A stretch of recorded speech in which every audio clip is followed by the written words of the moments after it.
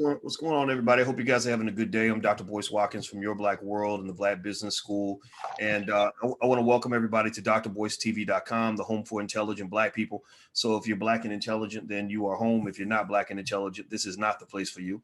So anyway, I wanted to ask everybody, first of all, as you come in, please shout out your city, shout out with your business. If you have a Black-owned business, everybody should be a business owner or trying to be. And also, please greet Dr. Claud Anderson when you come in. Dr. Claud Anderson is the author of the books Powernomics, Black Labor, White Wealth, The Black History Reader, and Dirty Little Secrets 1 and 2. And I want to ask you guys, as you greet Dr. Anderson, I want to ask Dr. Anderson himself, how you doing today, sir? Oh, I'm Black and proud. Okay. Say it loud. All right. So let me ask you this, Dr. Anderson. We last night on Black Movie Night, because I don't know if I told you about Black Movie Night. Yeah, you did. We're building a film industry. We're really doing it, getting it done. Hundreds of thousands of people are supporting it. We're raising money, all these things. And last night, what we did was instead of just showing a movie, sorry, give me a second. Let me turn this off. Okay, instead of seeing a movie, we watched Malcolm X's speech, The Ballot or the Bullet. And I felt like that would be an important thing to do to educate ourselves in the community, because we're taking over Black education. You know, this is during this pandemic, everybody's got the kids at home. So I've been telling everybody, take over the education of your kids. I want to be a part of it. I want to help you educate your family. So they come in for educational reasons. So I said, the first piece of education we need to get is from people like yourself. And also we watched the Ballot of the Bullet speech, where Malcolm X talked about a lot of things you don't really hear about anymore, where he actually was saying that he trusts the Democrats less than he even trusted the Republicans. And he also talked about Black folks not getting nothing for their vote and what it means to take control of your communities and a lot of the things that you talk about. So I'd like to get your take on that. You know, you were very present during the era of Malcolm X and when he gave the Ballot of the Bullet speech and everything else. What is your take on this, you know, just as an expert in terms of what Malcolm was saying and the messages of that time? Well, good. Malcolm was right on point, dead on point. And that's why I had so much respect for him during the 1960s, that point in time, because we had a choice between Malcolm on the right and Martin Luther King on the left. And what most people don't know, especially the younger people, that Malcolm was much more receptive to the era, doing something specifically solely for Black folk than Martin was. Martin was off into universality. He wasn't that concerned. He was talking all this mumble jumble about let's be concerned about all people. And that's, I talked about this on your previous show, and I talked about, as I said, about the four horses of the apocalypse. Malcolm was the first horse, the white horse that came in, and which signified a spirit of religious indoctrination. And so he was speaking more from a biblical standpoint. And we were very proud of him because he had a lot of backbone and balls and trying to help Black folk, but only incidentally, because he wanted to spread everything, and by including everybody, inclusivity, including everybody and anything. Malcolm wasn't. Malcolm was pretty much concerned about doing something for Black folk, and that's why I respected Malcolm. And that's why most of the indoctrination, even though I must confess, he put out a book, but I never read his book, and as I said, only came to Detroit, Michigan in 1963. And at the same time that I was raising Cain, about the fact that Detroit, that for the first time, Blacks became the majority population in Detroit, Michigan. That was the first time they'd become the majority population. But most of the whites were moving out of Detroit into the suburbs and under urban renewal. And they were vacating the city and just dropping it.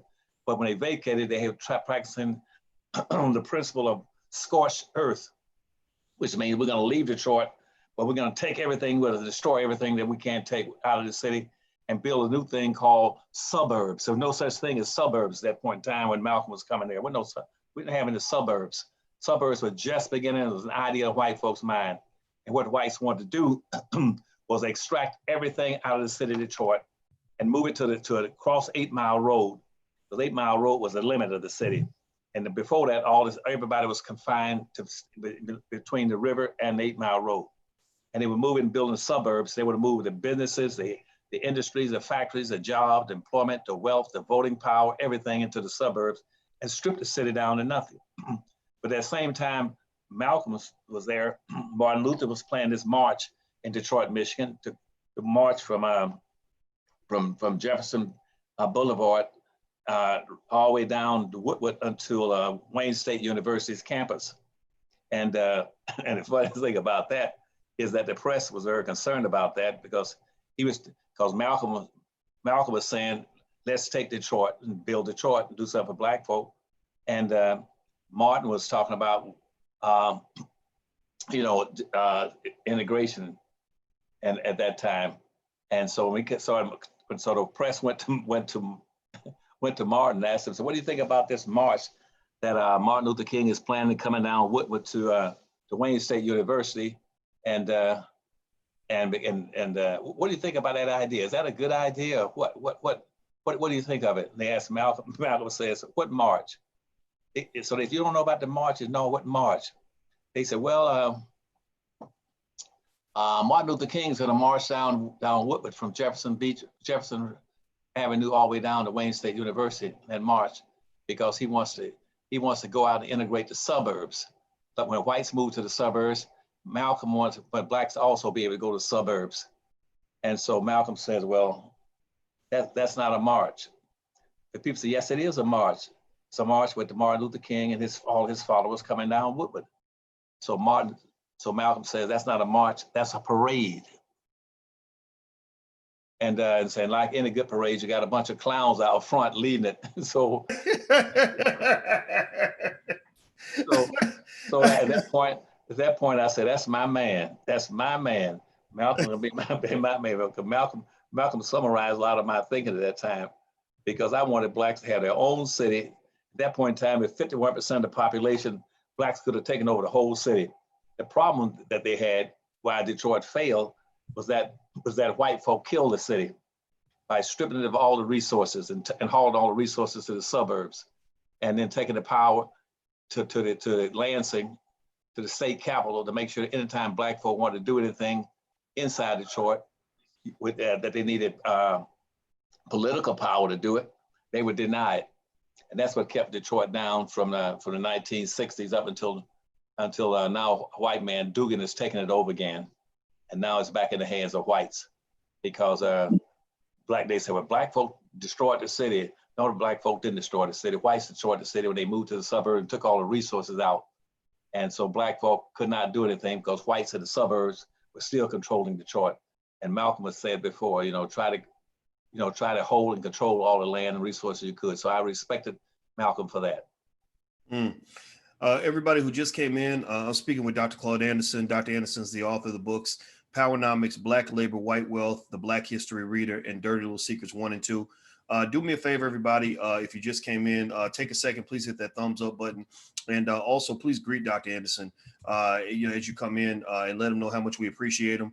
And I want to mention this too. I told you I want to mention this on the air when you and I were talking kind of backstage, so to speak, is one of the biggest things that I know a lot of people want is, and this is why I was excited to have this conversation. I was traveling, so we couldn't do it, but I was really looking forward to it, is right now people need guidance. The country, not just the country, needs leadership. Like Trump is not providing good leadership for the country, but we also need leadership in our community.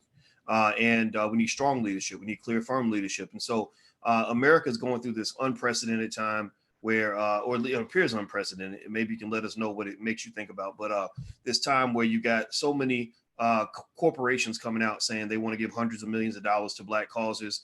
They want to do, they're going around doing black fist, symbols, and saying that they really want to make things right with Black folks. And maybe we've heard these things before, but one of the things that let me know that maybe we weren't getting something new is when I saw people like Al Sharpton at the kind of the forefront of the conversation. No disrespect to Sharpton, but I'm kind of not interested in hearing from folks that have misled us in the past. And one of the things I said was that if we're going to have real conversations about making things right with Black folks, one of the measuring sticks for me of how serious it is do they have serious people at the table? And I know you're a serious person. I know you've been watching what's been going on, and I'd like to get your take on it, Dr. Anderson. In general, in terms of what's going on with George Floyd, what's going on with these global worldwide protests, what's going on with these corporations, saying they want to make right with Black folks. What are your thoughts? What are you seeing when you're looking at the world right now, and what's going through your mind? You know, just as an expert on Black history and economics and all the things that we need to understand right now. What are you thinking about? Well, right now, when I look at the TV and watch all that movement by what's it called, Black Lives Matter, it reminds me so much of what's happened so many times in the past. It happened in the 1860s after the Civil War, and it began to happen again at the end of World War II, when Black folks started moving away from Blackness.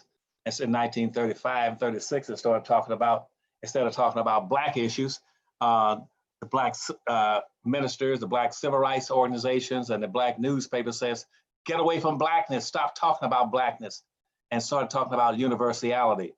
And so after about late 1930s and moving into the 1940s, Black folk adopted that philosophy, saying, we're going to go for universality. Universality means social integration. That's what that was. Go for social integration so we can get along with everybody, try and make ourselves acceptable to everybody. And so, and therefore, so by the time Martin Luther King came aboard, and also the Black civil rights movement, that's what killed the Black civil rights movement. All of a sudden, all these people came together to try to because of the mistreatment of Blacks in the South, and they started but the Black leadership was basically, some of them were just totally incompetent, and others was politically naive. They want to talk about universality. So when I look at what's happening right now in the streets, it reminds me so much, because the issues that they're focusing on, again, are very broad and ambiguous issues. They're not focused. They use the title Black Lives Matter, but the issues they're talking about is just too damn broad. And even though I compliment them and I appreciate them and I respect them, and I'm glad they're out there raising Cain, but by the same token, they're not on task. They're not on point, and that's the frightening point. Just like in the civil rights movement, I just wrote down just this morning a few points what they're pushing. They're pushing things that they want to push: gender issues. They're pushing poverty issues. They're pushing talking about people of color. They're talking about, for instance, they want police brutality now become police reform, and what they want is again, an ambiguous issue. What is police reform? Give me a pound of that. How do you measure? What is police reform? What are you going to do? And that is so significant that it'd be specifically applicable to Black people. Why would police reform be so applicable to Black folk? Then they said, well, we're gonna focus on another thing is racial equality. And I said, what is racial equality? How do you measure that? See, again, they get into all these very broad and ambiguous issues. They're not very focused and very specific. Police reform and all this kind of stuff. And they said, well, we'll change police reform. We're going to eradicate and eliminate the police budget and get rid of the police officers and come up with a new organization, which we would call public safety organization. What in the world is that? I mean, how does that relate to Black folk? When the real issue goes back to the Constitution, to the Second Amendment. That's where the real police thing. The first police in the nation came out of slavery, and they had plantation police. They actually had badges. They called them paddy rollers. Those are the people that walked the streets and paroled the streets, and had authority to whip Black folks' ass the time they caught them off without authority off a plantation, and didn't have white permission to be moving around in the streets, or chase them down and arrest them, and they could kill them and lynch them and do whatever they wanted to. They were called plantation police. That started in South Carolina and spread all over the country. And so the issue is, as long as you got the Second Amendment that authorized every white person to belong to the what's called the paddy rollers, which means every white person, every white man between 18 and 45 was mandated to join a paddy roller, which y'all now call National Guard, to join those. And that's where that came from, the National Guard that Trump is calling out. He's calling out the National Guard in the states because that came out of the Constitution, out of the Second Amendment. It says we got to have somebody out here. Now, what was the purpose of those paddy rollers in the 13th and the Second Amendment? It was to whip Black folks' ass and catch them in violation of anything and do anything they wanted to them.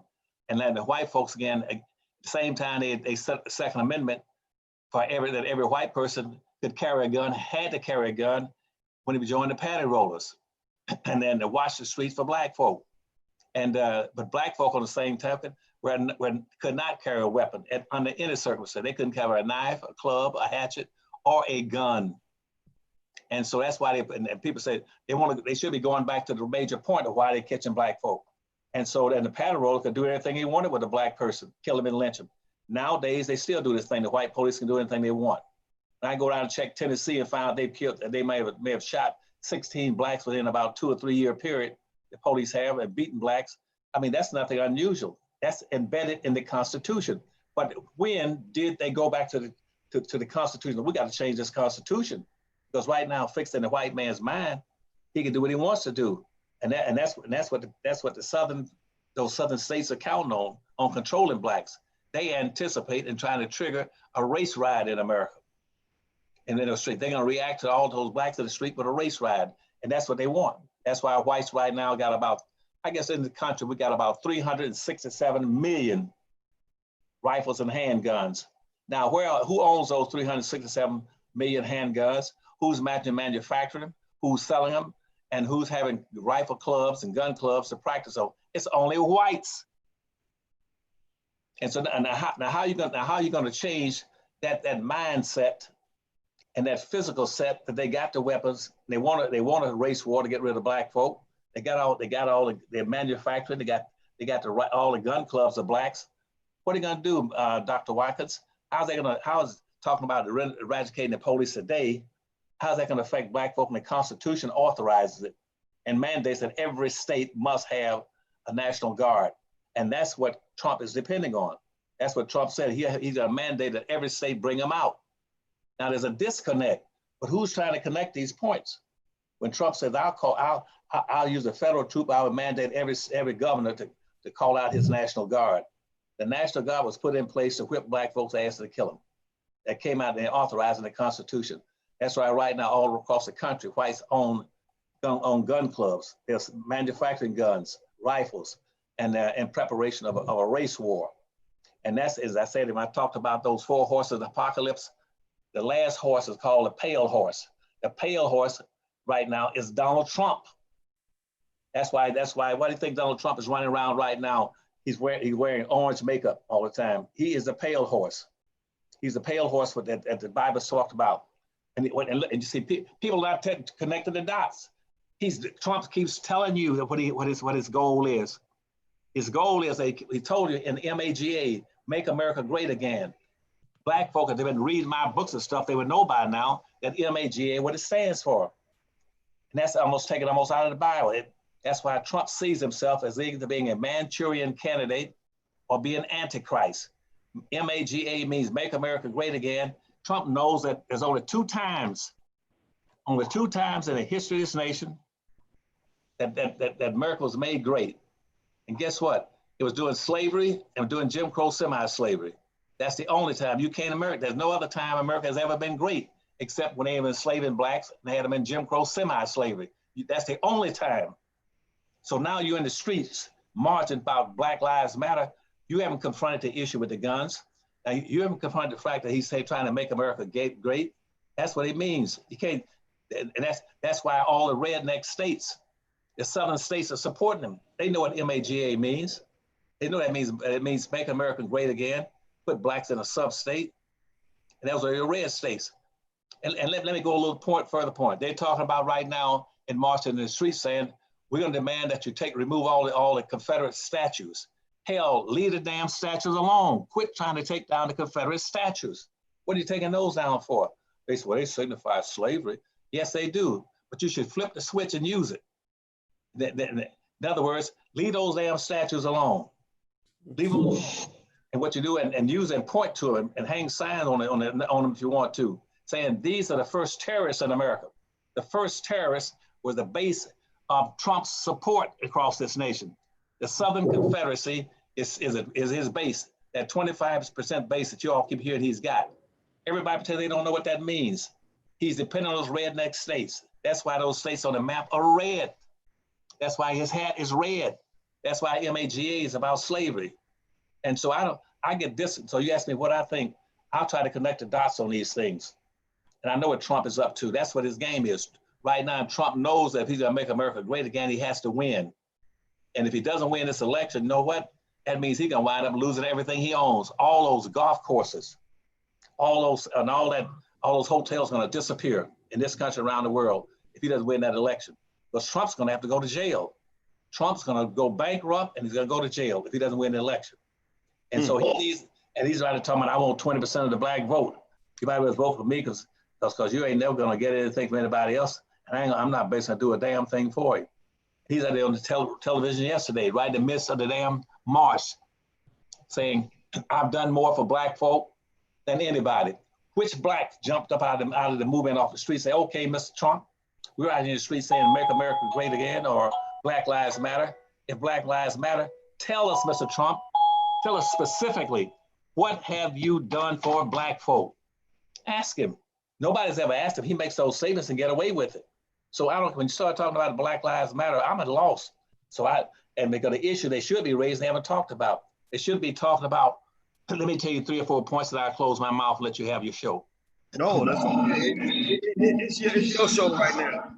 It's your show right now. So don't you worry about me.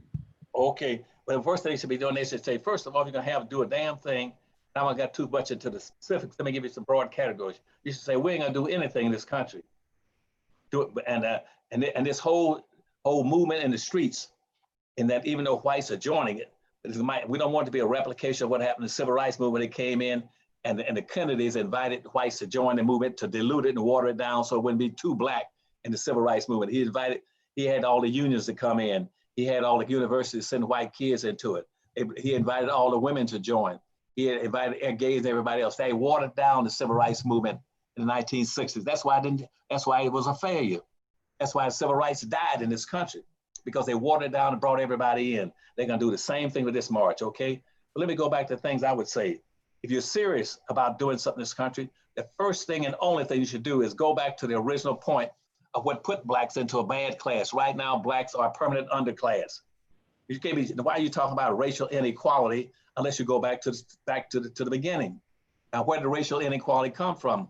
It came from the fact, what my first book told you, black labor, white wealth, that the whole point of slavery, that's where they should start. They should start with, what was the purpose of slavery? Forget about all this other stuff they're talking about in the street, about brutality and police reform and racial equality. Forget that crap. What was the purpose of slavery? The whole purpose of slavery was the whole blacks in chain, as a chain bonded labor, and then to maldistribute 100% of all the land in this country, land, wealth, income, businesses, minerals, rights, privileges, and controls of all levels of government into the hands of the dominant white society. That was the purpose of slavery. That was the whole purpose. Now, when that was done, what have anybody changed? What are you marching about if you haven't changed the damn thing? And that's why, right, like wealth was one of the first things. Wealth controls your opportunities in this country, not civil rights and social integration. Who has ever changed the first thing they maldistribute was wealth? Blacks got 1/2 of 1%, and whites got 99% to kick your ass anytime they want them. And wealth controls the politics. That's why Soros and these other multi-billionaires are sponsoring the Black Lives Matter. They got the damn money. That's what you should be focusing on. Why don't you go back and redistribute some of that wealth back into the hands of black folks, so black folk won't have to go into the streets? They won't have to burn down your stores and your buildings because they have their own buildings. They won't be there in the first place. They will not be giving you their money. They got a $1.3 trillion worth of disposable income every year. They'll keep it in their own neighborhood with their own people. So I go on, but that's the first thing. Go back to the purpose of slavery and deal with that. Focus on that and nothing else. Forget all the other crap you're talking about police brutality. Once you do that, and I'll tell you about my 5-story building, you got the wealth, you can control the police department. That's on the 2nd floor. But so the third thing, go back to the whole point of the civil rights movement that they had in the 1960s, which again, they diluted, started bringing in all these immigrants to make sure blacks became the permanent underclass in the society. Blacks are the original minorities. And they're a permanent minority in a society where the majority will win, the minority will lose. But they forget that the Federalist Society that wrote up the Constitution said this, that if you're going to practice a majority win society against a minority, and you don't adhere to taking care of the minority's rights and privileges, then the minority does not have any obligation to be bound by any damn thing you do. That means if you got police force and those the blacks in this country, since they've been bound to be the only damn permanent minority, they don't have involved. They can ignore all these damn laws. They can say, forget you on every damn thing, because the Federalist Papers, Federalist Paper number 10, so you want to find out. Number 10, the Federalist Papers number 10, that was written by Madison, James Madison, that wrote the damn Constitution. He said you're going to have a democracy where people, the majority will win, and whites are going to make themselves the permanent majority always, and blacks the permanent minority. Then the damn minority that loses doesn't have to get by a damn thing you say. I can go on and on, but I've been talking too long. Let me let you in on. Well, I love that, and I think it's really good. And everybody who just came in, I want to say hello to everybody on Instagram. Our Instagram is The Real Boyce Watkins, so follow us on Instagram at The Real Boyce Watkins, or you can also follow the Black Financial Channel. We're building a Black-owned financial news and commentary platform. We're almost at 100,000 subscribers. So join us at theblackfinancialchannel.com, and also the Black Business School is almost at 100,000 also. So we're really trying to change the world, on a shoestring budget. So we appreciate your support. Also, speaking of that, I want to mention those of you who made donations in the chat. Thank you, Elizabeth. And lastly, more melanin, please. I always see you in here, and I love you, and I appreciate your consistent support. Dante Davis, thank you. Tim Mitchell, thank you. Abiku Smith, thank you, thank you, thank you. Also, please hit the thumbs up button. If you haven't hit the thumbs up button, please do that right now, and put your hashtag B1 in the chat. B1 means that you are Black first. You could be gay or straight, but you're Black first. Educated or uneducated, you're Black first. Young or old, you're Black first. Male or female, you're Black first. Hashtag B1 in the chat to let us know that you are in alignment with this philosophy. This is very important for us to get on the same page. Leave your BS to the side. Come in here, and when you come in here, you're Black. I don't care where you come from or what your background is. You're Black first. Republican, Democrat, you're Black first. That way we can get on the same page. So the last thing I want to mention too, Dr. Claud Anderson's site is powernomics.com. That's powernomics.com. A lot of you have had your kids at home for months and months. We're taking over the educational system right now. We're taking it over. So I want you to consciously take over that process, right? Take over in the chat. Take over means have your kids read books like Powernomics, have them read books like Black Labor, White Wealth, have them read books like the Black History Reader, have them read Dr. Anderson's books in alignment with all the other books that you want them to read. This is your big opportunity. So go ahead and make sure you do that. The website is powernomics.com. So Dr. Anderson, let me ask you this question. Before you leave that point, let me say this. They can get those books, all 5 of the books, for $99, and we'll get them to them within a couple of days. But right now, it might take it might take a little longer, because you know what has happened. I didn't even tell you this. We've had such a groundswell of over the Powernomics Corporation of sales. Black folk have been buying those books like hotcakes, and now, Really? yeah, coming from your promotions have been the majority force that we've used over there, and so many damn books that we are drowning in orders. So it might, where normally the books would go out to them about 2 days, coming out that we won't be able to start sending out any books over there anymore, because we're out of books until about Tuesday. But we started getting them to them, but we've been thousands, and books are just pouring in like crazy. I said, damn, my people will come through in a bad moment. But if they read those books, I guarantee they'll understand all this stuff. They don't have to do what I tell them to do, but at least I want them to understand and connect the dots on what's going on in the streets with what's behind it, and so it makes some sense, and look at the cause and not the symptoms.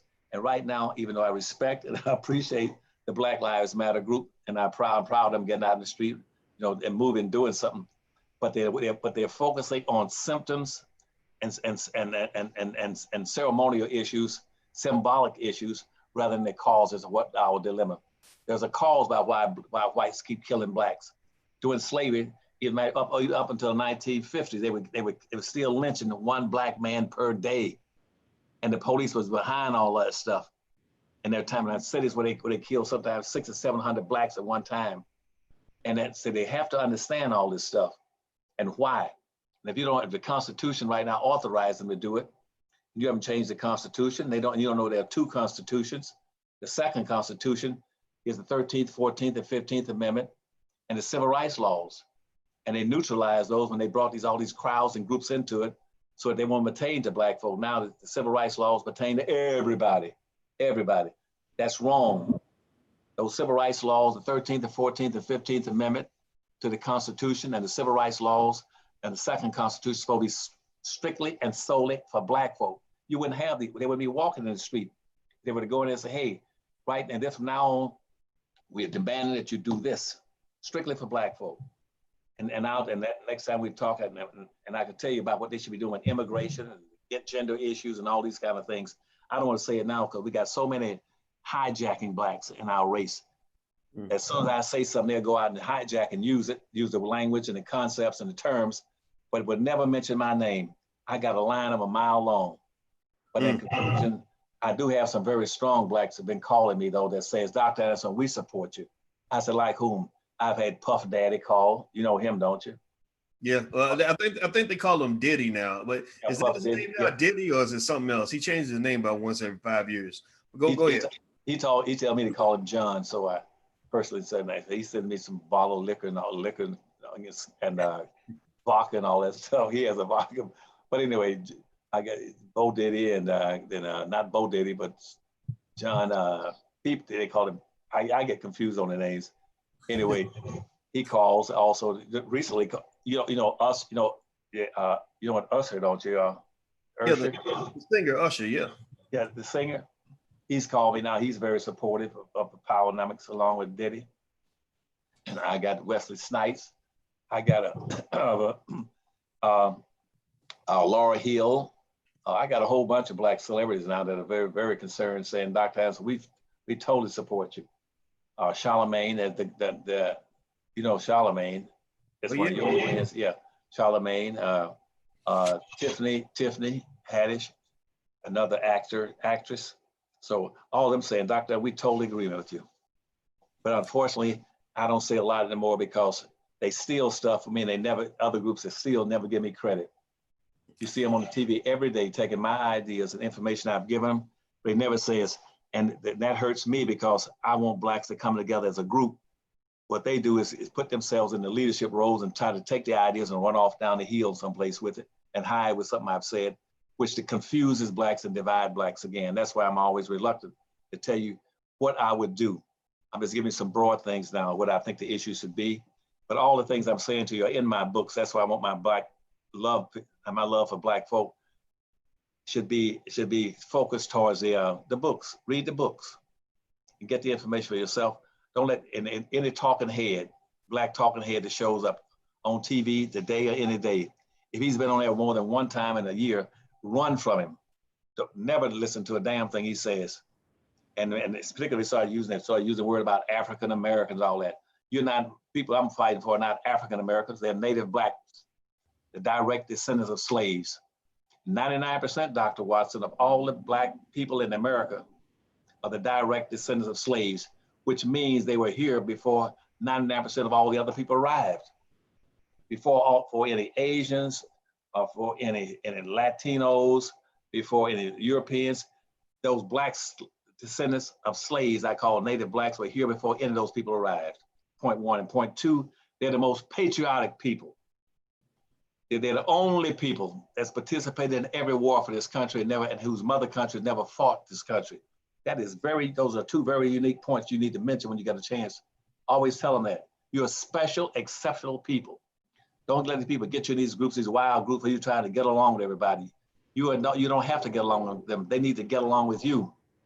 And so they can kill off the biggest lie that's ever been told in the history of this nation. Here's the biggest lie that's ever been told, is that all people in this country has contributed equally to the development of this country. That is a lie. The backbone of this country was blacks were the social economic engine that drove this country and developed this country. That's what made this country great.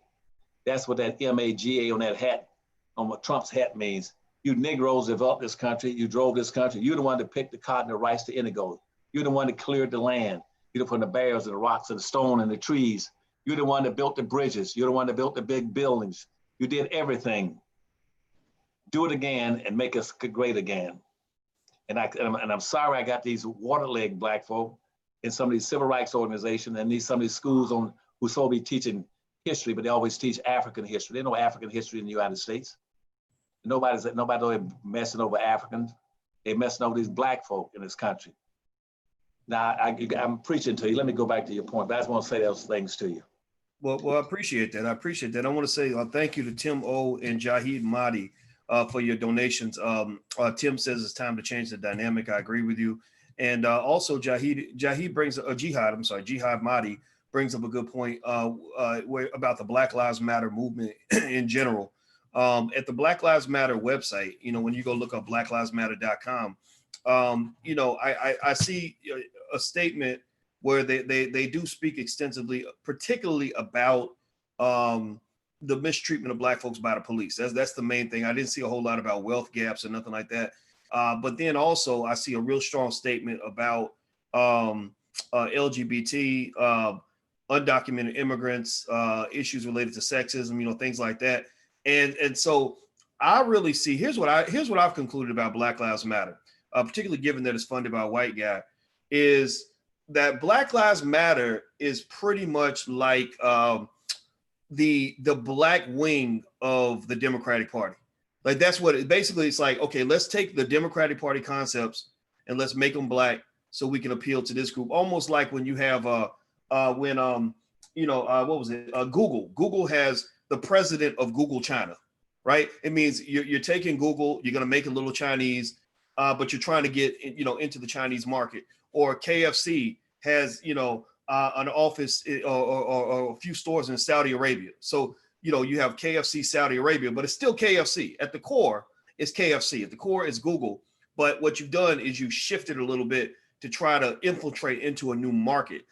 So that's what I see with Black Lives Matter. They're basically, it's just them saying, okay, we want you to be Democrats. We want you to be part of our agenda, which consists of a lot of LGBT issues and immigration and a lot of other stuff. And so what we're doing is we're just going to kind of blacken it, put Black people at the forefront of it, but we're really driving the engine behind it. You guys give me a yes or no in the chat if you agree. And Dr. Anderson, I'd like to get your take on that. What do you think about that? Well, they've done it always through history. They always put blacks out front. Every group puts Black folk out front to take, so they get the bill, not the thrill, and everybody else, and whatever they get achieved, that is spread among everybody. See, you don't see the American Indians coming off the reservations taking ass whippings. No, you don't see the police beating up American Indians. They're not beating up Asians. They're not beating up gays. They're not beating up white women. They're not beating up Jews. They beat up Black people. They put Black folk out front because there's an old rule in politics that says the willingness ass will carry the heaviest load. And they always use Blacks to be their willingness ass and put them out front to create a revolution or movement in the street, and everybody else follow behind them so the negative stuff comes to Black folk, not to the other groups, but to Black folk. And then, yes, you might, in that group, you'll find some Asians in there, and you might, in the Black Lives Matter, you'll find some Hispanics. But the negativity is gonna go to Black folk. Right now, in Slippery Rock, or Lick Skillet, Mississippi, or Two Egg, Alabama, they're gonna see the Black Lives Matter as something about Black folk. So when there's a backlash or pushback, they can go straight at Black folk. Now, they're not gonna get these other groups. They're not gonna move. You're gonna have some Jews in the crowd. They're gonna bother Jews. Black folk gonna take their ass whippings because they're the willingness ass. And see, I keep saying to Black folk, go strictly, when you get into politics, you go into politics, you don't use a shotgun, use a rifle. But I mean you go straight to your point. You need a single point, not trying to go in and trying to solve everybody's problems, not going to carry the issues for white women, joining the meme movement and all that kind of stuff. That is no implication for Black folk. Black folk need to confine themselves, and we've been embedded at the lowest level of a real life monopoly game. We are a permanent underclass, as was given to you in the United States Department of Commerce told this country in the 2010 census that showed up, and when it was finished in 2014, that Black folk are at the bottom of everything. Everything. Anybody in this country, even the new immigrants coming here, got 2 or 3 times the amount of money that Black folk have, and Black folk been here for 460 years. They're the willingness ass. That's why they keep paying a penalty. So what I say is you got to focus what you're doing And you're talking about police brutality. I've told them before, under my Powernomics, 5-story building. And then the first floor, you build those communities and build that economy and get the wealth and power you need. Then you control politics. You cannot control politics messing around, walking in the streets. What controls politics is the wealth of the nation. Whoever got the money. There's an old thing saying you learn in the 3rd grade or 2nd grade in school that they call it golden rule. Are you familiar with that? Yeah. What's the golden rule, Doc? Do unto others as you'd have them do unto you. All right. Whoever has the gold rules, that's what it is. Oh, that one. Oh, that golden rule. That one too. Yeah. Yes. Whoever has the gold rule. See, and I tell you, and right now, if you build my 5-story building, you build the economy like I keep telling blacks. Build an economy, then build you a community, and inside that community, put you an economy in there that can produce and have factories and businesses that can produce the products, the service, the goods, the jobs, put the jobs for you, a tax base, and everything inside your own community. You don't have to go out asking white folk to give you a job. You produce jobs for yourself. I want these organizations like the Urban League, quit trying to prepare black folk to get a job. Prepare black folk instead to produce jobs. I want black folk to be independent, self-sufficient, and reliant and competitive in this society. And you get that by looking at my 5-story building. Once we get these economies, we can control the police. We can control the police. We have to beg white folks to control their police. And you should be asking yourself, why is it every place you go that in a police department in any city, that the majority of policemen, whether it's in a black community or white community, the majority of the police are going to be white. There's no way on earth that a white community would allow black folk to have the majority police department all black. So we're doing everything backwards. But anyway, I know you're holding something you want to show me. Go ahead.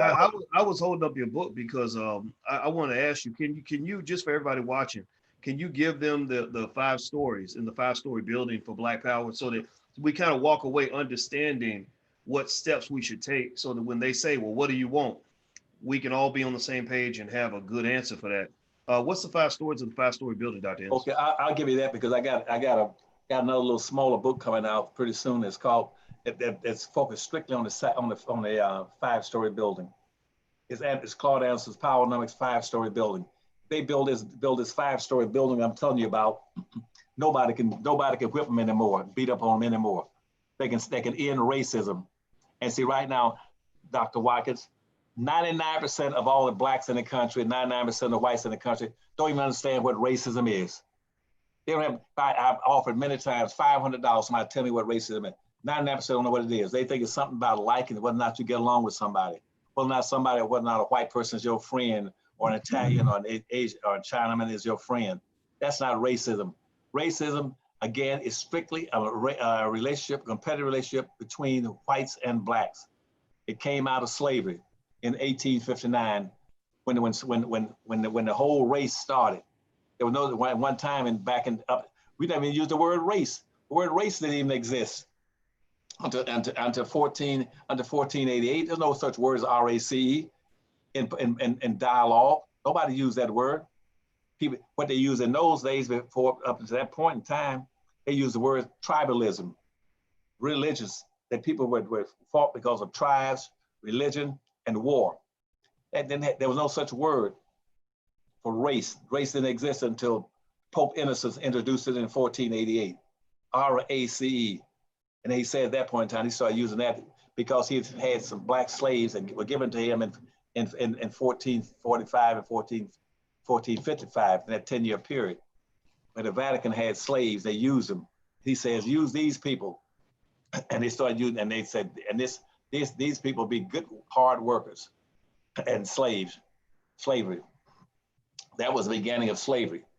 And after that, after 1488, all 9 European nations got into a race after Columbus discovered the Western world to say, let's go take that land.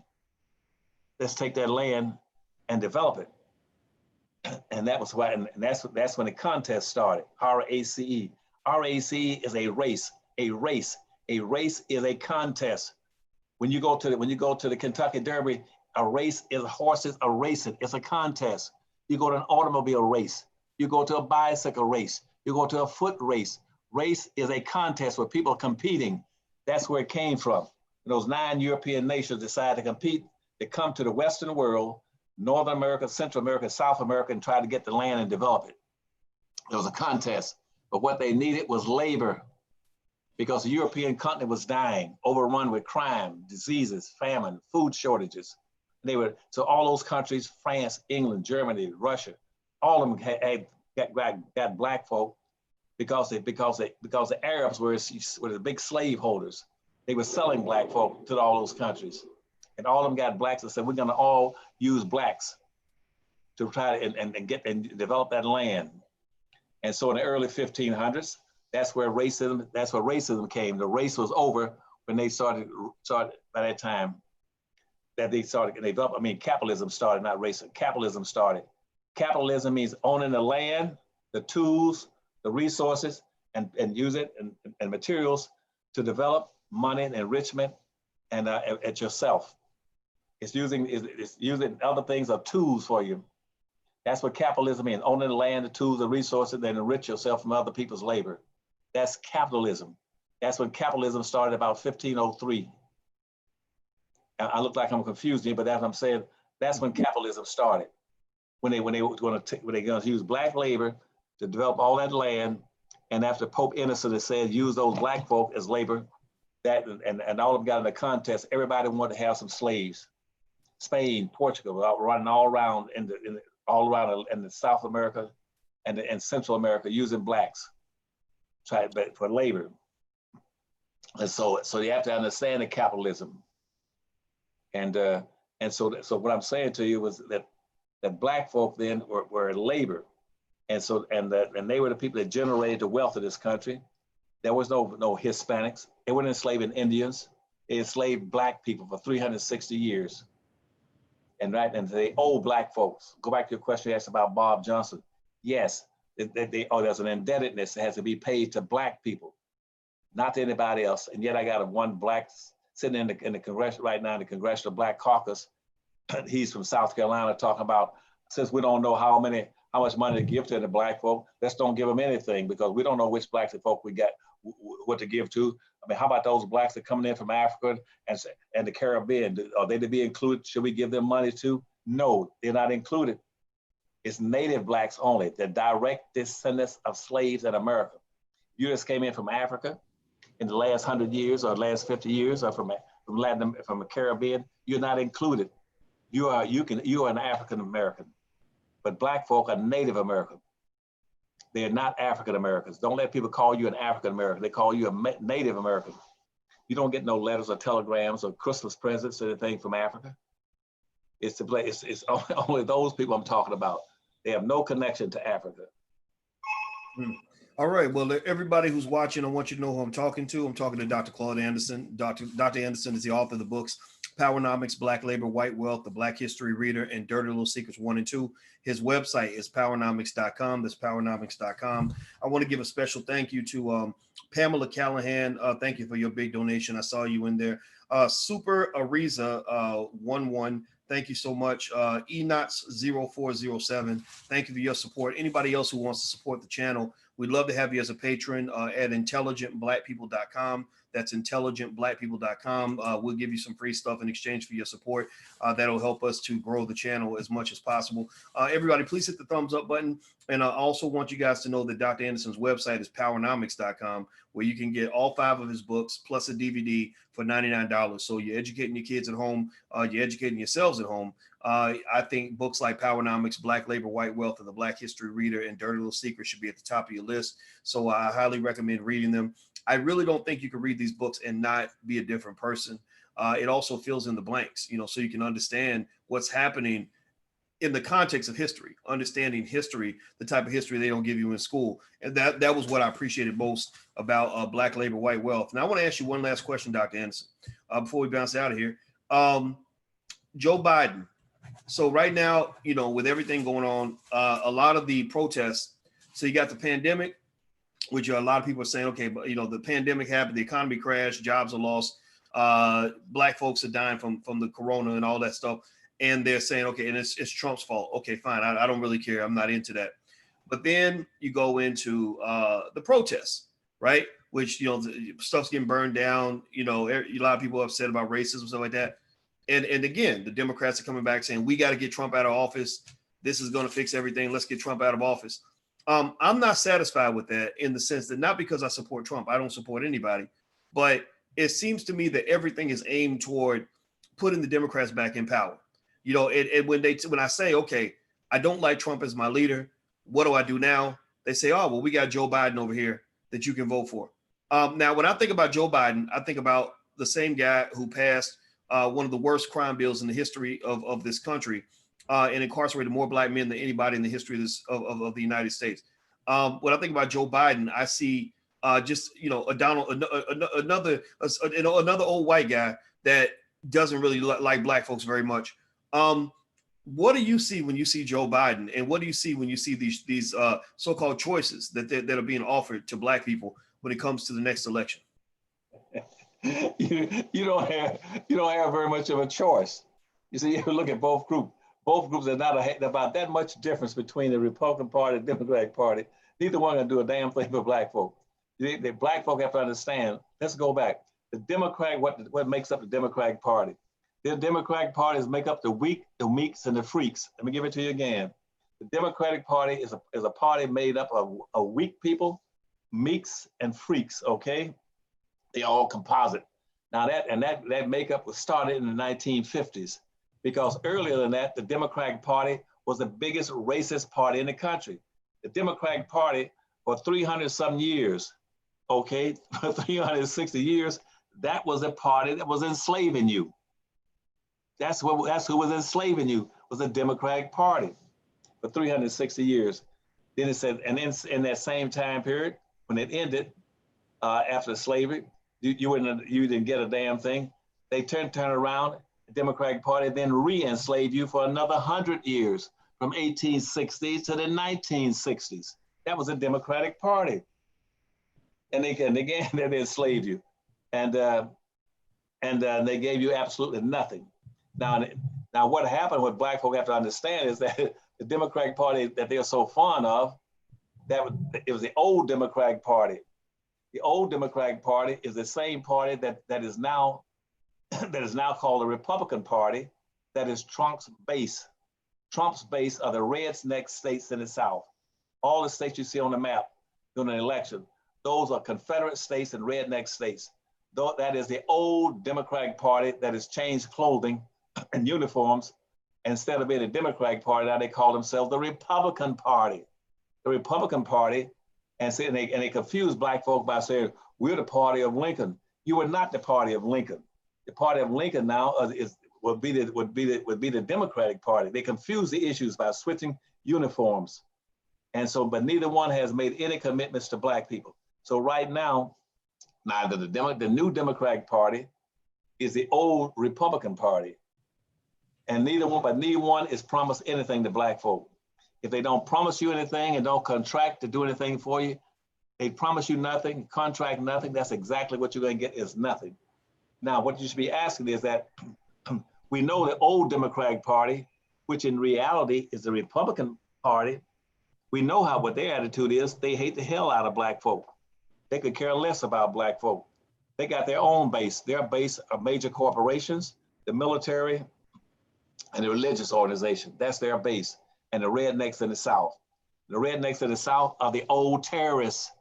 The Confederates in the South, the old Confederate states, those red states, those are the first terrorists in America. They've tried twice now to try to destroy the country. If they get a chance, they'll do it a third time to try to take it out. So you know what you're dealing with when Trump talks about his base. Those are the redneck states in the South. Those are the old terrorists in the South. Now the new ones, and when you talk about the Democratic Party today, which is really the old Republican Party, they are made up of just weak people that they pull together, all of them, pull them together and try to make a party, like taking a bunch of men and put them together. The weak and the freaks, okay, And in there, black folk make up 38 to 40% of that. They're the base of the weak Republican Party. And black folk be saying that if you're gonna use us for voting, we're the weak. You don't promise us anything. We ain't voting for either one of you, either one of the parties. We'll create our own third world party. This is in Black Labor in the Powernomics book. To create your own go independent, create your own party. And if you were to create your own party, pull out of the old Republican Party, pull out of the Democratic Party, and create a black party. And what would give it the power is that if you had your own community with your own economy operating in it, with your own business and wealth there, then you say we got our own party, and we will vote for whoever promises the most to deliver resources to black folk.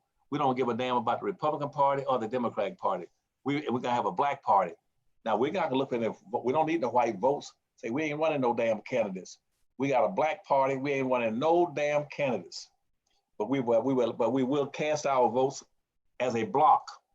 We'll cast our vote as a block, which means that we have 46 million black folk in the country vote solidly for one candidate. We'll vote for a white candidate, a blue candidate, a green candidate, a pink candidate, or even one like Donald Trump, which is an orange agent candidate. We'll vote for whatever color he is that promises. They still like make up that orange. That's called that's the Antichrist color. Get rid of that paleness. But anyway, we'll vote for whoever promises the most to black folk. And when you and at that point, the candidates the parties would go crazy. They said, "Damn, so we got a block of 46 million votes out there floating around, and you can get them if you promise to do something for them." It'd be like chasing a beautiful woman. Every man would be looking for them. They would if you had a black party and voted as a solid block, and every party would say they would promise to give you something. Right now, neither party can give you a damn thing because they take you for granted. They feel you is too stupid to vote as a block. They feel you ain't got enough damn sense to say we'll vote as a block for only for benefits. We don't want to hear that stuff about Martin Luther King, about civil rights. We don't give a damn about civil rights. We don't give a damn about social integration. What we want is resources. Remember that black folk must go for resources, whatever party promises the resources and deliver those resources and hold their feet to the fire. Don't let nobody trick you by saying, I'll get a black woman as my running mate. I don't give a shit about her. You see where the DC mayor painted Black Lives Matter on the street, and everybody got excited when they painted the words Black Lives Matter on the street, and everybody thought that was a big deal, or they named something after a black person, and we get excited about that. Yeah. But I'll tell you what, Dr. Anderson, what you said about the Democratic Party being the party of the meek, or the weak, the meek, and the freaks. I want to ask everybody in here, give me a yes or no. Do you think black people are weak? Are you weak? Give me a yes or no. Are you weak? Give me a yes or no. Are you meek? Yes or no. And then the last one, yes or no. Are you a freak?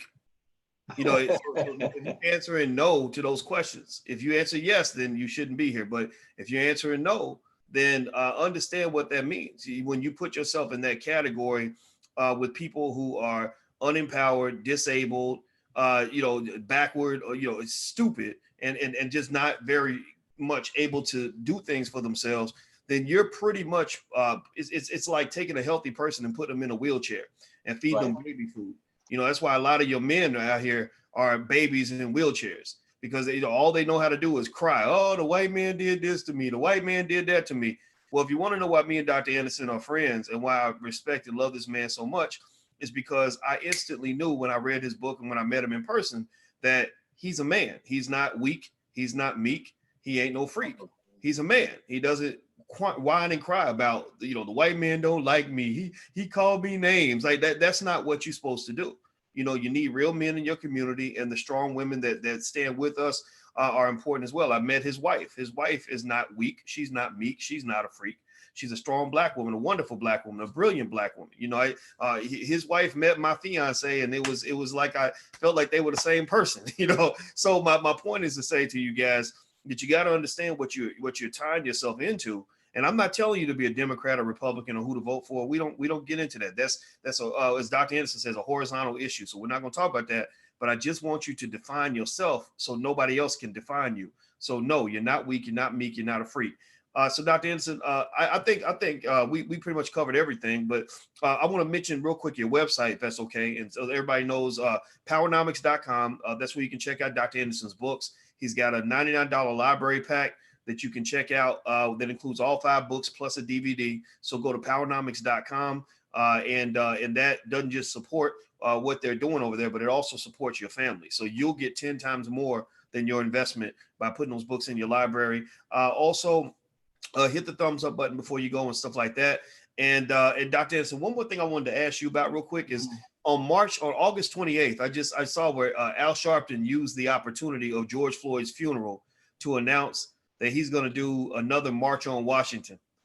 And so I don't know if you saw that or not, but I'd like to get your take on that, Dr. Anderson. What do you think? Are you going to the march? You going to be in the front row? What are your thoughts on that? But I'll go back in history and tell you again, because I love to talk about history. History is my base, and I spent my entire life being a forensic historian, and I love that. And see, history, never in history has a march ever changed a damn thing. See, marches that didn't change anything. They got all marches there was set up a front for you to be a curtain so you can be misled. See, in the 1960s and 1964 with the civil rights movement, it was initially started off because it was fighting. This effort should have been for black folk, but when the civil rights movement met, they started talking an issue. See, President Johnson misled them, ran a game on them, and that's why he passed the 1964 called Opportunity Act in 1964, right before they met for the 1965 civil rights laws. In 1964, he made and said, let's talk, make it for everybody. Let's make it for everybody.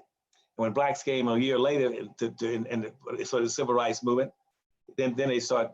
The Johnson movement then brought in all these whites, gays, midgets, handicapped, poor people, and flipped the switch and took the focus off of black folk and started talking about, instead of talking about social justice and he should have been talking about economic justice. They started talking about social justice. Then instead of economic integration, they started talking about social integration, and black folk got tricked and bamboozled. And then said, well, what we'll give y'all is some voting. Now they know the damn vote wasn't worth a quarter. I'm gonna tell you straight up, it's what Dr. Anderson, you're talking about suppressing the black vote, and you tell black folk that. No, I'm not. I don't suppress the black vote. The Constitution suppressed the black vote. Civil rights laws, corruption suppressed the black vote. What he says is, we'll give you all the right to vote. But Martin Luther King says, give us the right vote, we'll change the world. They gave you the right to vote, but you're outnumbered 10-1. Who cares what you vote for if you're outnumbered 10-1? It doesn't make any difference of what you vote for, but the only way that 10 point that vote will have any power behind it is if you have an economy, so that you can reward and punish people who don't do anything for you. You got power to put them in office, you got power to pull them out. If you're penniless, you have nothing. Nobody cares about you what you voted for. Right now, somebody voted for Obama. What did they get? They voted for Obama twice. What did they get? What did they get when they voted for Donald Trump the last time? What did they get? What did black folk gotten? You tell me, put right on a piece of paper, tell what they gotten. Besides the screwing, there are 2 things in life, in politics you get. Got 2 groups of people, they call screwers and screwees. Black folk always wind up being the screwee. And black folk have been the screwees so long, and whites have been the screwers, and now you got a love affair going between them. Black folk got used to screwing, so now between the Democratic Party, to answer your question earlier about the difference in the party, Democrats and Republicans, everybody, both groups have been screwing black folk so long, black folk just love the screwing. They got used to it, doesn't bother them. And see, okay, but me, I said, and I ran campaigns that said, now anybody in your group says, well, why would Dr. Anderson say that? I say that because I'm the only black that's ever been a campaign manager for 2 damn presidents. I'm the only one that ran campaigns for governors, for presidents, for attorney generals, for attorneys, state attorneys, everything else, for legislators. I ran the damn campaigns. I didn't just participate in the campaign. I'm the only black I know of that's been at the highest levels of government, the federal government, the state government, the city government. I'm the only one that's been at the tops of everything for industry and headed trade missions around the world. I'm the only one that's been a chairman for economic development for governors. I'm the only one that was assistant secretary, first Black assistant secretary in commerce. I'm the only one that went into the third world nations, Latin America, and dealt with the mafia and everything else to try to get opportunities for Blacks, Africa, Germany, France, England. I headed up the trade missions for them. So I got the authority to say what I'm saying. And if people don't like it, I don't give a damn. One way or the other. I don't have to get along with anybody. I don't kiss nobody's posterior to make them walk a little faster. Okay? So that's what I'm telling you, all these things. I love Black folk, and I'm gonna fight for Black folk. If they don't like it, I don't care.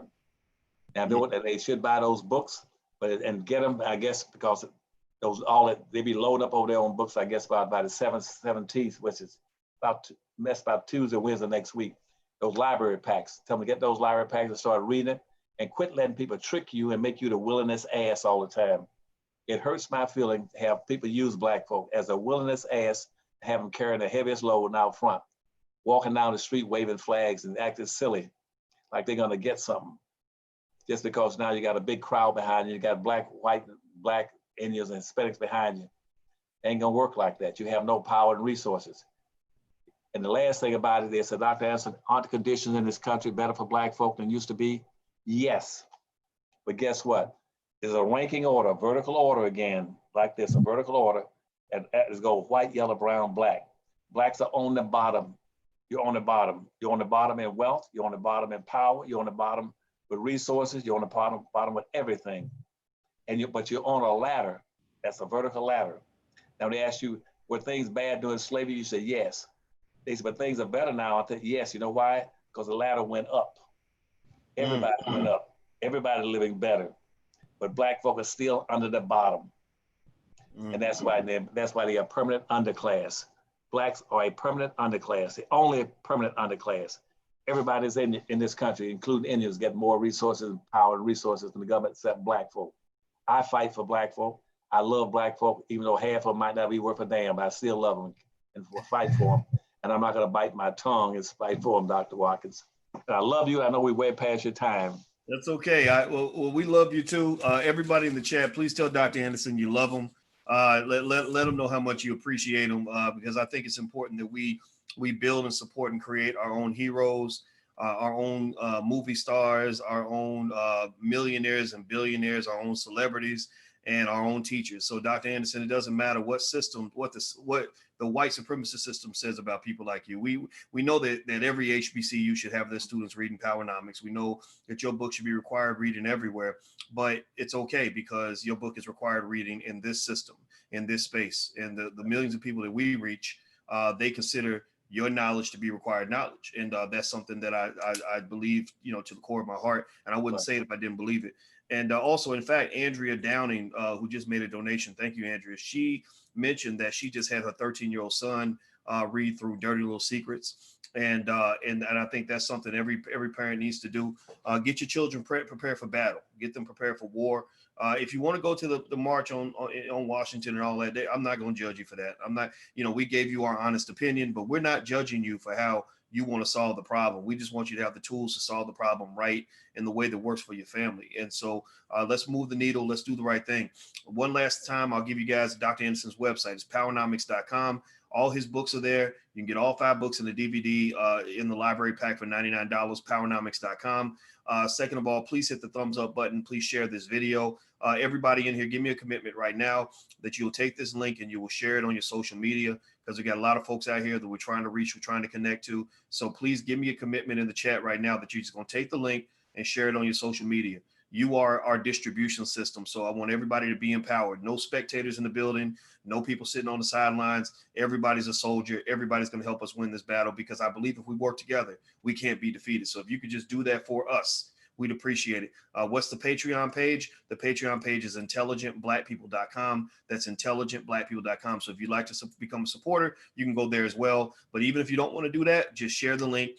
Visit Powernomics. Let's support our institutions. I believe we can do that. And we'll support you as well. Whatever you give to us, we'll give you 10 times more back. And we're going to be here for you and be consistent. So we love you.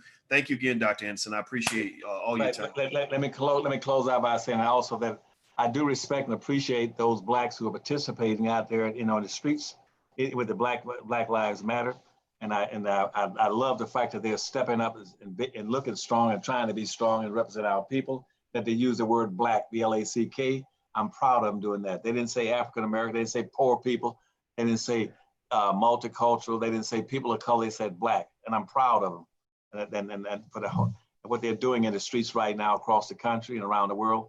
But also I want to mention, I'm also proud of those names I gave you, those celebrities for stepping up, coming out from off the stage. And that's people like who I love and respect. They're very pro-black, like Wesley Snipes, you know, like Laura Hill. You mentioned Charlemagne, Tiffany Haddish, Lauryn Hill. What's another name? You mentioned Usher and Diddy. Okay, no, Usher, no, yeah. See, no Diddy. See, I'm proud of all of them for coming out, saying that we understand what you're doing in Powernomics, and we respect you for it, and we are proud and consider us to be, part of your group. And that's a good group. That's a good group of celebrities. But the rest of them, like the athletes, not one has ever called and said anything. Well, I think they need to do more. I believe they need to do more than call. I think they need to start writing checks. I really believe that, because I've written checks because I just believe that if I say I support you, that's one thing, but talk is cheap. I think resources is what's called for. So to me, if any celebrity that can run around bragging about how they bought a $100,000 European car, or a rapper that brags about a $50,000 chain, we need to start shutting that down and saying, I need you to brag about a $50,000 donation you made to the Harvest Institute or to the Powernomics Corporation so that we can move forward with our agenda. I'm tired of these days where we got all these celebrities running around bragging about how much money they got, and all you're doing is bragging about how much money you're giving to white folks. That should be shut down. I mean, when you guys see that on social media, I think you need to call it out. And I think the world's becoming smarter. And somebody asked what hashtag to use for this video. The two hashtags you can use, one is Powernomics, and also the other one is B1, B and the number one. B1 means that we are Black first. Black first is hashtag B1. Also, it means that we must become one. We must be one in order for us to be successful. So I want you to hashtag B1, hashtag Powernomics. So thank you very much, Dr. Anderson. I look forward to talking to you next week. Oh, go ahead. One last thing is that my wife just slipped the book in front of my face called the Black History Reader, and Appendix A in here. What it says in here again, they got a partial appendix on me someplace in here on my biography. So I want to ask what I've been doing. You pick up some of the things. That's not all the things. There's some of the things I was involved in for Black folk that was sort of would flash back on me and put me in a dangerous situation, things I did for them across the country, particularly in the South. So I don't get too far into those, but most of the things in here, if you look at pages about what Claud Anderson has done, or Blacks, where does it start? Appendix A, page, what is it, 280? I'm looking at page 3. I don't think I've ever seen a picture of you this young anywhere. Which one now? It looks like you got some military when you were in the Marines. Oh yeah. Oh, that's starting on 280. Yeah. Let's see where it was. Now, which one do you ask? The pictures? Yeah, 283. I didn't know about your appendix. I just saw those pictures. I've never seen those pictures of you before. That's great. Yeah. Well, see, I was in the Marine Air Wing, and the Marine Air Wing. Those are photos from an attack squadron there. And here I'm on an AD. That's a Douglas aircraft Sky Raider 2 or 3 that we had in Korea. This is me with a parachute harness getting ready to board down at the bottom, and the top is upside down in front of my squadron that time, the Marine Attack Squadron, they would call it Devil Cats at that time, Devil Cats, and they wanted to fight this outfit they had in the war. And okay. Wow. Well, you know what? I think people should see this picture of you. I love this old picture of you, man. I don't think I've ever seen that. I saw some older pictures at your house, but I've never seen this particular one. Which one is that? The one on the right, low at the bottom? Just all 3 of them. Yeah, but I thought you had some other photos in there where me. I thought you were talking about the one where I'm with 2 Indian chiefs in there. Well, you know what? What I'm gonna do is I'm gonna put the pictures up on my Instagram. Everybody, if you're not following me on Instagram, go to the Real Boyce Watkins, and you can you can see the pictures. I'm gonna put them up and so people can see it, because I think it lets people see another side of you. You know, when you were younger and raising even more hell than you raise right now. When you see that photo right there on page 174. Let me see. 174. That's me under the Ku Klux Klan sign, and in Fayetteville, and tell them out there, and I'm very young there. I'm still looking at it and saying, this is a bunch of crap. Okay. Oh wow, that was in what year was that? So I don't even remember anymore, because it must have been in the I don't even remember now. But I had the photo left over from that, and probably if you look through here also, you'll see a picture of me with the Seminole and the Miccosukee Indian chiefs, but we're meeting together. You'll see that, and I'm not sure which one is in here. Did you see that one in there? No, I didn't see that one. I'm with two Indian chiefs. They don't look like Indian chiefs, but those are two Indian chiefs that and Claud. I'm sitting talking to them. That's the youngest picture I got. You can remember that one. Wow. Well, I'm yeah. This, if I can get the picture to rotate, I'm gonna put this one up on my Instagram. I can't get the damn thing to rotate. But yeah, you guys just check my Instagram in about 20 or 30 minutes. The real Boyce Watkins, and you guys can see the picture. I just got to figure out what kind of the right kind of photo editor to have on my phone. But anyway, Dr. Anderson, I'm gonna let you go on and get on with your day. I appreciate your time. It was really good to see you, and thank you for everything. But no, well, thank you again, and I as usual, I always enjoy you. And I'm a little slow today in my speech, and because I've been taking medication. It's been it slows me down. It makes me slur some of my words and things. So normally I wouldn't be in front of a camera, but I'm still trying to recover from the 2 or 3 afflictions that I had, and so I'm a little slow and slurred, and my mind is not as quick as it used to be. I can't recall some of the things that I want to say to you today, so I apologize for those 3 things. Okay. Oh, you know what? I tell you what, Dr. Anderson, you even when you are not 100%, you're still about 150% of the smartest people we know. So tell Dr. Anderson that it is okay and that he did a great job today. Everybody, please confirm that in the chat, because I don't want you to ever think that you're not delivering for us, and I know you give 100%. So thank you very much. And by the way, everybody, I just put that picture that I told you guys about on my Instagram. So go to the real Boyce Watkins. You guys can check it out. I'm not sure. I'm not sure what picture you put up there. What it looks like. You say I keep saying I'm that young. Yeah, it's a picture of you. You got on military gear, and then there's another one where you are at the military base. It's on page 2. I think 223. One more. Well, the ones that where you. Yeah, one of them I may have been down. I may have been Pensacola. I'm a Marine base, air base down in Pensacola, Florida. So yeah, looks like page 283. That's the picture I got. What now? 283. And yeah,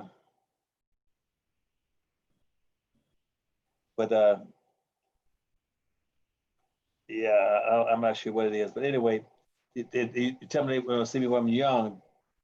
That's they see when there's 2 Indians. Those are 2. That's the Miccosukee and the Seminole chiefs that I'm sitting with, talking to in the photos, and it's in one of those pages.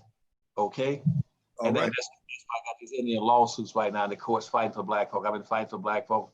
I spent hundreds of thousands of dollars, and I'm still in the court fighting for Black folk for reparations. The rest of people talk about reparations. I've been fighting for reparations in the court, spending money now for years, and the one of them was like in Chicago where we won with a declaration there, where they have to declare whether or not a business have to declare whether or not they ever profit from slavery and all that kind of stuff. So I still fight, but I spend my money for Blacks, but not one person's ever given. Maybe 1 or 2 people have given something money to the Power Corporation. So I don't get paid a salary, and so they don't support me worth a damn. So, but I get by. I enjoy. So when I leave this world, I say I did the best I could. God sent me here to fight for Black folk. I've done the best I could. And there are some people that might not like it, might not like me. I said, tough Shashinsky. That's for Russian. Ask them to go get that interpreted in Russian, okay? All right. You know tough Shashinsky means? I assume it means tough shit. Yeah, oh, that's it. That's what it means. But I didn't say it in the media, but that's what it means. That's exactly. Tough All right. success. All right. Well, thank you very much, Dr. Anderson, and everybody who's watching.